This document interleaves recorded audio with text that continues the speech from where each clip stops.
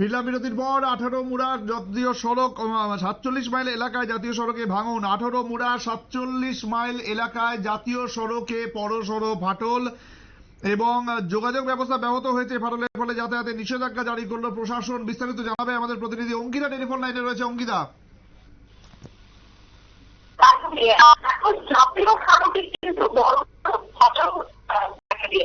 আমরা এর আগে তুলে ধরেছিলাম একটি পরিস্থিতি রয়েছে, গতকাল আমাদের দর্শকদের সমস্ত আপডেট তুলে ধরেছিলাম।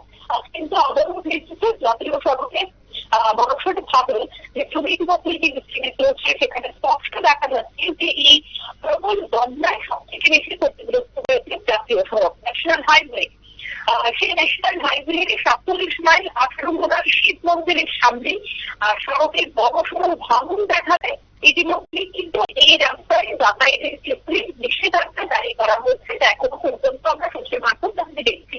প্রশাসন এই মুহূর্তে জানিয়ে দিয়েছে যে এই রাস্তায় কোনোভাবে চলাচল করা যাবে না, চলাচলের জন্য ব্যবহারের নিষেধাজ্ঞা জারি করা হয়েছে। কারণ এই যোগাযোগ বিচ্ছিন্ন হয়ে গেছে আমাদের প্রতিনিধির সঙ্গে। আমরা আবারও ওর সঙ্গে কথা বলার চেষ্টা করব এবং আপডেট তুলে ধরার চেষ্টা করব। আপনাদের জানিয়ে রাখবো যে ইতিমধ্যেই জাতীয় সড়কে বড়সড় ফাটল এবং এর ফলে কিন্তু যোগাযোগ ব্যবস্থা ব্যাহত হয়েছে। প্রতিনিধি অঙ্কিতা আবার টেলিফোন লাইনে রয়েছে। অঙ্কিতা, দেখো, জাতীয় সড়কের যে কথাটা বলছিলাম, জাতীয় সড়কে কিন্তু বড়সড় ফাটল এবং প্রবল বন্যায় ক্ষতিগ্রস্ত হয়েছে সেই জাতীয় সড়ক ন্যাশনাল হাইওয়ে 47 মাইল 18 মুড়া শিব মন্দিরের সামনে এই বড়সড় ফাটল দেখা গেছে।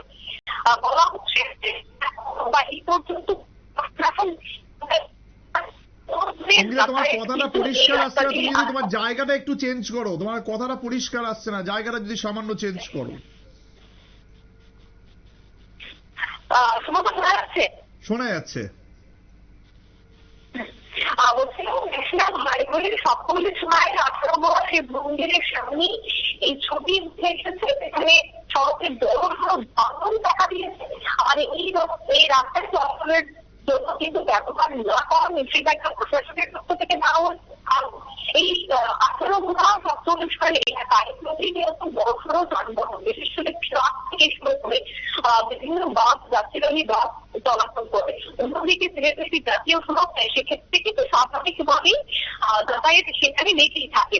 কিন্তু যে ছবি উঠে আসছে একেবারে ভূমির ধস, অন্যদিকে মাটি ভেঙে পড়া এবং জাতীয় সড়কের এই ফাটলের জন্য আগামী দিনে একটা বড় সড়ক বিপদ ঘটতে পারে এবং সেই ফাটলের জন্য কোনো ধরনের বড় বড় বিপদের আশঙ্কা না থাকে, তার জন্য কিন্তু এবার প্রশাসনের পক্ষ থেকে সিদ্ধান্ত গ্রহণ করা হয়েছে বলে এখনো পর্যন্ত আমরা সূত্র মারফত জানতে পেরেছি।